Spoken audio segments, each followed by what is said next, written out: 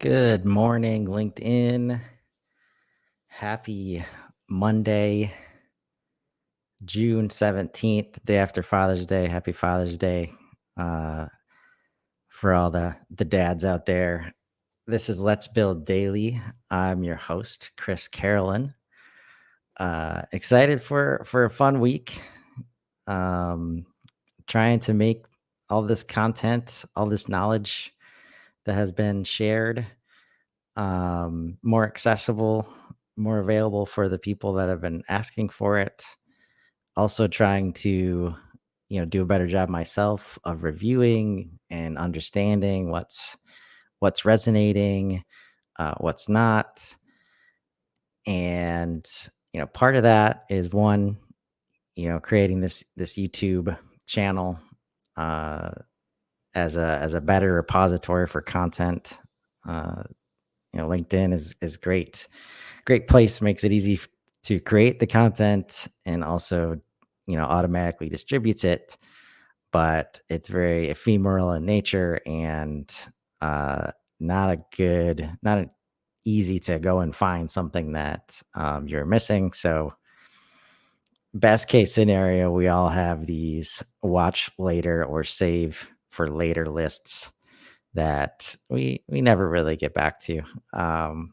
And even over the weekend, somebody in the community was asking about, uh, an event management strategy and how to use HubSpot. What are some options?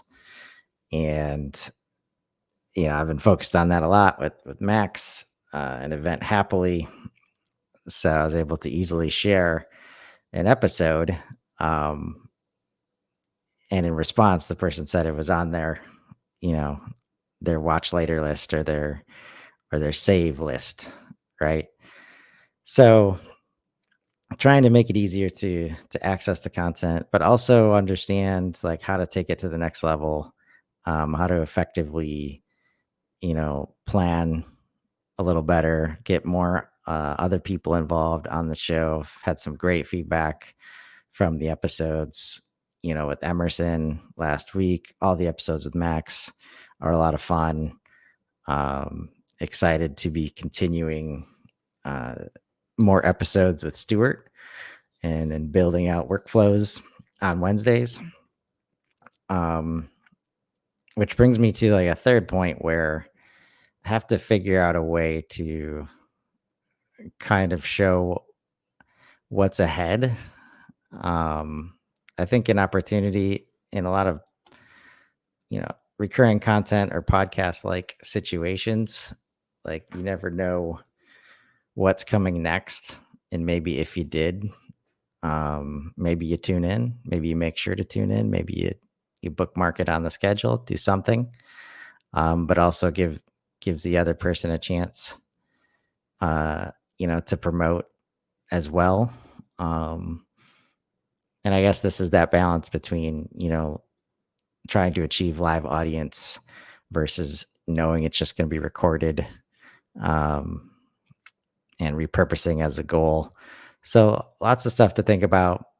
I tried not to think about it up front and just create LinkedIn lives. That's why, we're just getting to the YouTube channel now, because really a lot of that stuff gets in the way of valuable content and valuable engagement that could be had, while we are trying to get our ducks in a row, so to speak.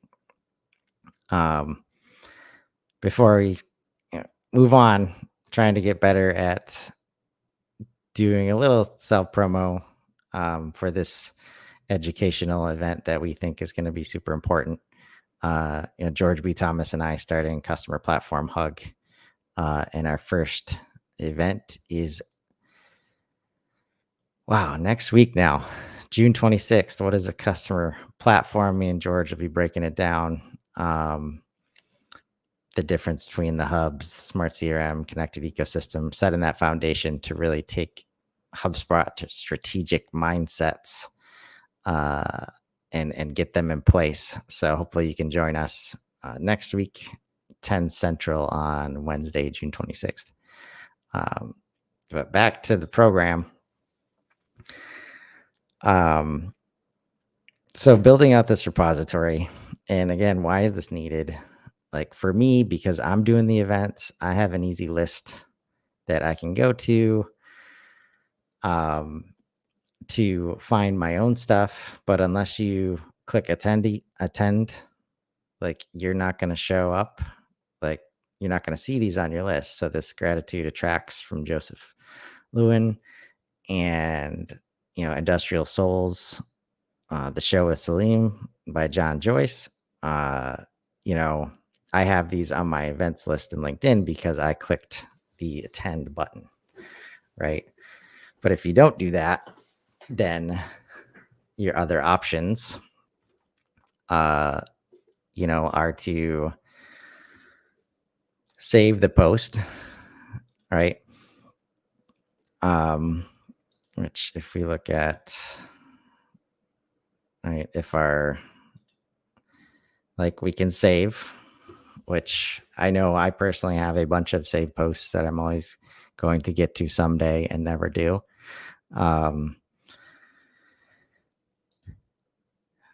But there's also, this hashtag, which you could follow. But even there, how LinkedIn presents it to you, is limited. And depending on what you've already seen, maybe what you haven't, it's not in any kind of specific order here. It's not going to show you everything. So not great, as far as a repository. And then, you don't have as many, like the viewability of it. And that's where the experience, like if you want to watch, like YouTube obviously is going to present a better experience for watching this stuff after the fact, rewatching it. So that's kind of the reason, for YouTube. Another reason, StreamYard is where all the recording happens. And while I can, I can share these with people and have them come in and be able to watch, like I'm limited to 50 hours. And again, the viewing experience is different, and not meant, for YouTube like experience. That's not what StreamYard's trying to do. It does give kind of a short path towards being able to share it with people. And that's the path I've been taking as I've kind of built out the muscles to do this daily. Right. But now this is where we take it, one step farther. And trust me, I've learned a ton in terms of this one step farther mindset. I am still in a lot of cases very much ducks in a row kind of guy. That's why this still isn't ready, honestly. But I've learned the value of, starting one step at a time and kind of building on it as you go and as you prove it out, as you make the space for it, both in your mind and, in your daily task, schedule. Right. So what this looks like, so this is, in the studio, in YouTube studio, like editing the content, and was able to reorder it, based on, the date that it aired on LinkedIn. And this date in the title made it a lot easier for me to do that. And that's how I've been titling it across a lot of the post-production places and the management places. Right. And then this is what this looks like, on the, from the public perspective. And now, there's a button in Studio that says every new video, add it to the top. So this thing, like since I chose to do this later, it was a little bit of an effort to bring everything in and then reorder it.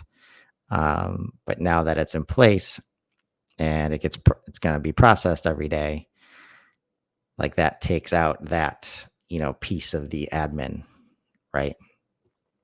Um, so hopefully there's some value. Like if you guys see me do something and you're like, why the hell would you do it that way?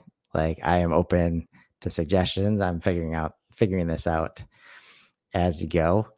Knowing that some of these mechanisms aren't meant for daily content, uh, or daily live content, even um, LinkedIn Live specifically.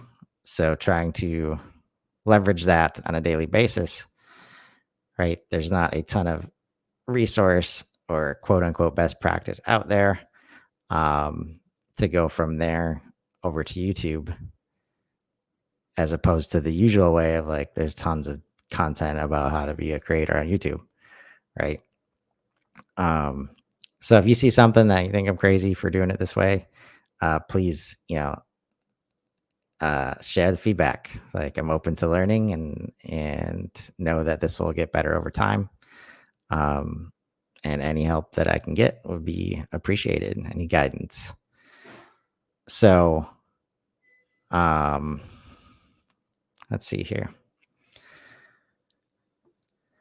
And one of the things I'm experimenting with, knowing that at the end of this, I'm going to turn this into a podcast, and we are going to unbox HubSpot podcasts tomorrow with this show. Um, I think there's a ton of value already and on the horizon related to content creation in HubSpot because of, their approach with Content Hub. And basically, the more data that you can put, whether it be, marketing and sales results data, ROI data, but all the way to content, um, like AI is a layer here, and experimenting with ways of, how can we get it to work for us, and where does the information need to be created first to leverage it fully? Can we connect, marketing content hubs with CRM and the record base effectively to fully leverage AI in a meaningful way, and not just throw a bunch of stuff in the system, right? And an example is, you know, um, and I just thought of this, like if we go to, the Hub Heroes podcast, um, let's see here, audio podcast, Hub Heroes. I was playing around, so I'm gonna be on the show next Friday and 2 Fridays talking about our customer platform hug. Um, but basically, like if you go into one of these, let's say, uh, let's go to inbound preview. All right, you've got some audio here, summary. All right, got in the episode key takeaways, and then we got a transcript. So the whole thing in here. And what I was able to do with ChatGPT and playing around with some concepts, like one of the concepts I'm playing around with is like embodying like Lord Lack in some way. Uh, and in a lot of these episodes, the transcript includes the intro and outro where Lord Lack is mentioned as like a character we're trying to defeat, by using HubSpot more effectively and strategically. ChatGPT knew who that was and knew who George was. And like I was playing around with some different scripts and skits and stuff like that. And it made it possible, right? So like if we were to start bringing that in, and this is what I'm starting to play with here, right? So this YouTube description now ends up looking awful in the, rich text field. Um, so in terms of like where to put it first, where to create it, how to leverage it, like put it in one place and then be able to use it everywhere, as we start to rely on HubSpot for content creation activities, like podcasts, like content remix, where we can go from a blog or from an audio transcript to make landing pages and ads and images, and like how much of this can we get working together? And I just love experimenting with how and where it makes sense to add information into HubSpot so that we only have to add it to one place and then we can leverage it everywhere for ourselves, but also with the help of AI, right? So I anticipate, like we've been saving all the audio only recordings in here. And this is why, it's easy to upgrade tools, like, and then not fully use them. Like, oh, okay, I'm going to use them. I'm going to use these things someday, right? And I upgraded this so that I could get, right, all the recording, the audio, and the transcript, right? So that I can now, save it in here and I've got the audio. And I'm looking forward to tomorrow where I should be able to build out the podcast a lot faster, right? Since I've got all these audio clips like ready to go, right? On the other hand, I've got all these transcripts.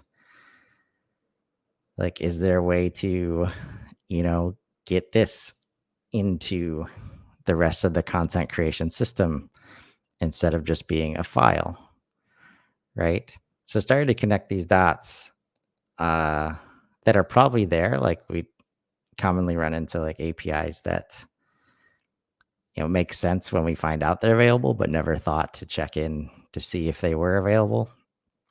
Uh, like how far can this go in supporting like other, um, other content repurposing, right? So that's a lot of what I'm trying here in experimentation, right? So as I'm prepping YouTube, like again, this is a second step, not focused on discoverability yet, but I can see that we're getting some random views here and there. Some of this is I've been sharing it already, but some of it definitely isn't. But I can tell you that this 4 is guaranteed to be from at the time a few times that I shared it this week. This was the first show. So when I share the playlist, it's the first thing that comes up and, you know, automatically registers as a view.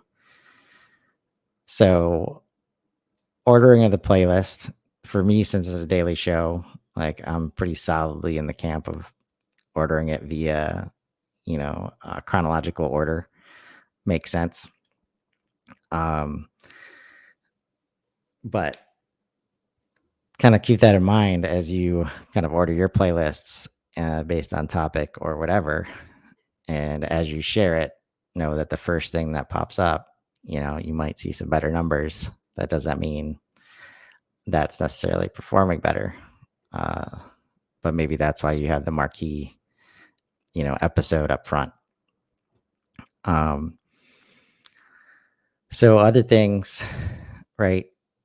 Because of the way that, the files get imported, right? As much as I'd like to, uh, set up a process where I download it, from here, and then I can add in, the file that comes down can't handle all the characters, so you'll see some underscores, uh, and this cleaner, cleaner looking dashes that I like, right? I have to add it in. um, or else YouTube's gonna because YouTube brings it in as with these spaces and not the dashes. So this is where we need to take the whole process into account, understanding what uh, can we make these little tweaks so that instead of manually correcting it over here every time, like I build it right there, or I'm okay with this naming convention over here. So I'll let that sit, right?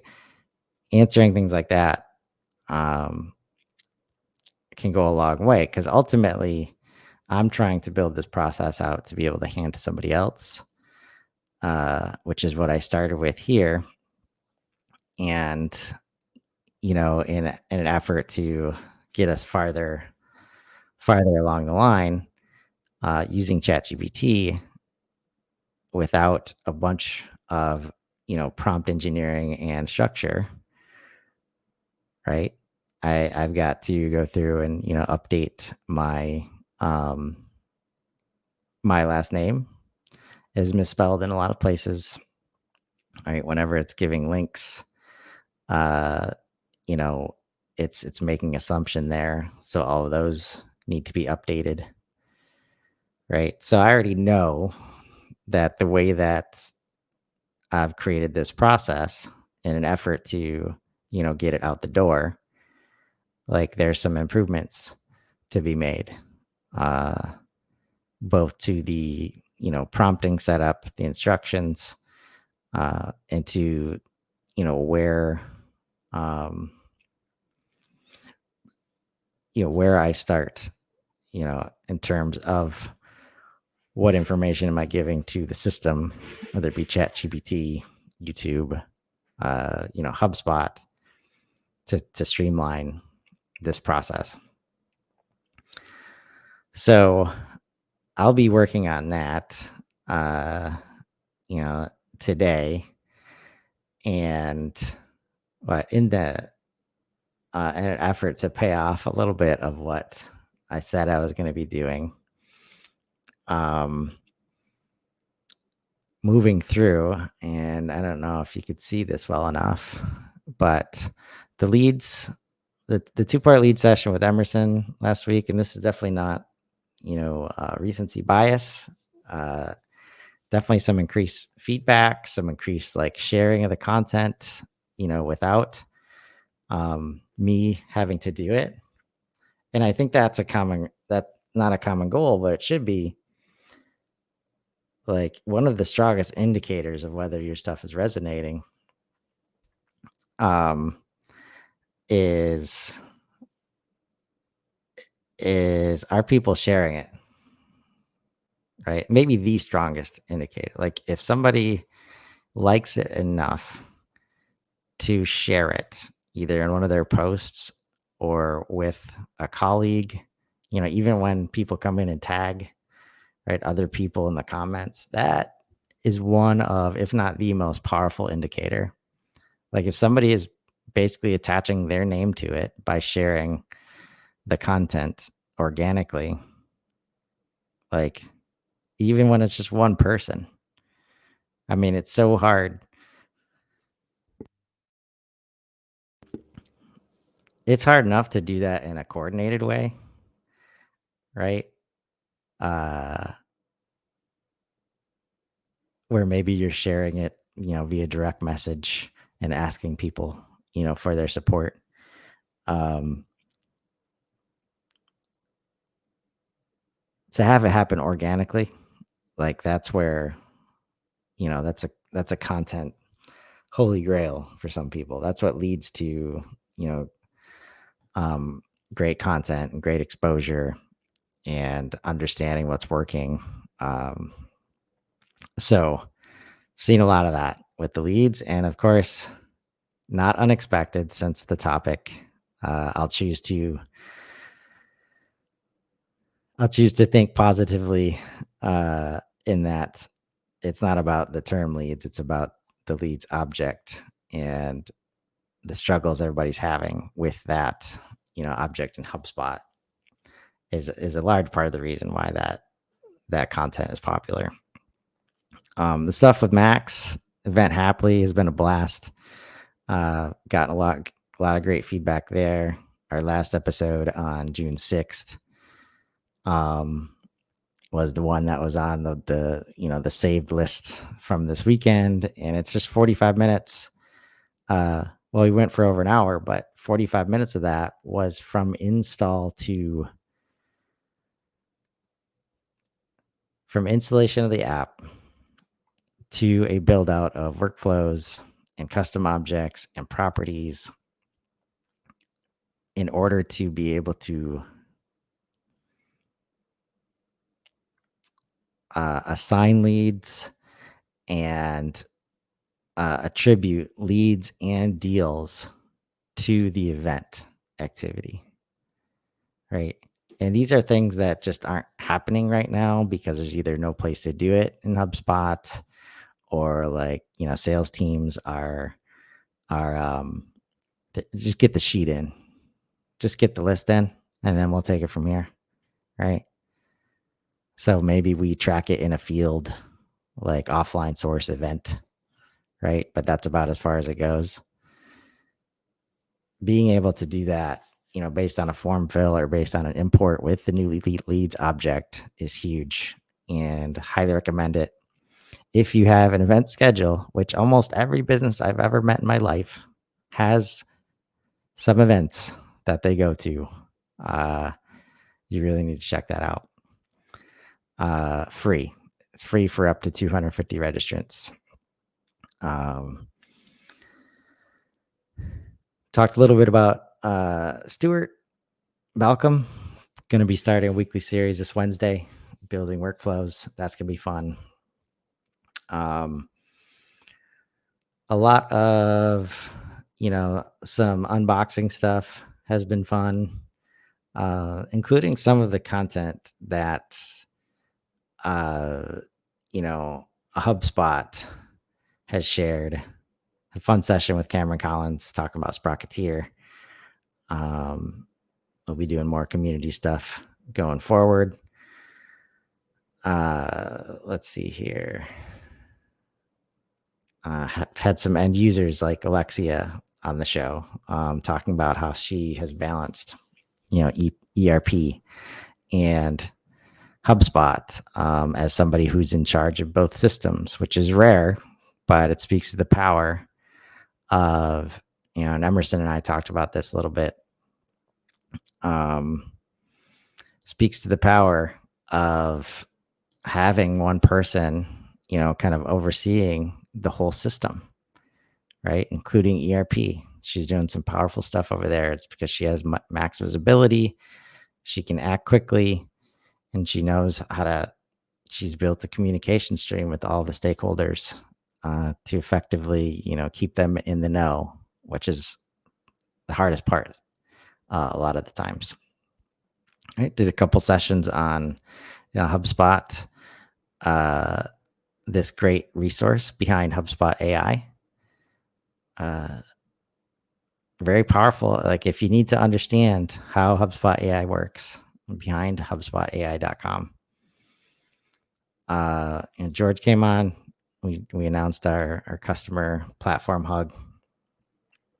Let me see here. Orders. You're gonna be hearing a lot about that from me going forward.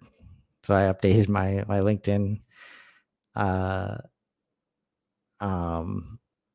LinkedIn headline to HubSpot Orders Coach. This is coming. It's going to have a lot of impact to anybody who engages with it. Again, we're building a complete system, complete customer platform. Had some fun unboxing the customer success workspace. And let me tell you, like, if you want to get some time with any product manager at HubSpot, this is almost guaranteed method to do that. It's been very successful. I try not to take advantage of their time, but it's been great to be able to chat with them after I give some live, feedback, live organic feedback on these unboxing shows. And I've done similar things. The first time I experienced that was with memberships. And now that product manager uh is in, is engaged in Sprocketeer and helping people out, understanding this super cool memberships tool that is now available below uh enterprise at the pro level, that a lot of people are starting to take advantage of, and starting to understand. And that was a super fun week, as we unboxed Content Hub, and Content Remix that week too. So, a quick run through. Continuing to, work on this channel so it's easier to understand, and also for me to use in other repurposing formats. Uh, Bringing it to the website, as well. Trying to do my best George B. Thomas impression, putting it in that place where we own our online real estate, and can create an even better experience, right? So would love to hear any thoughts, feedback on how you might be repurposing in a way, like what you do with transcripts, as it relates to HubSpot and Chat GPT, and repurposing. And I think at this point we all know the components, right, involved of the process. A little bit of AI. You need some channels like YouTube, and your website to work with and store information. But I think, and this depends on the goals. Whereas discoverability is different from, maybe repurposability and distribution, and accessibility, right? All these components can be put together in different ways and in different orders. And just something I love thinking about, love talking through with other people. So if you think you found the way to do this, I'd love to hear from you, either DM or leave a comment. And while we all work to create more content, get more efficient, more effective with our content with HubSpot, I challenge you to find the opportunity, and let's grow. Have a great week, everybody.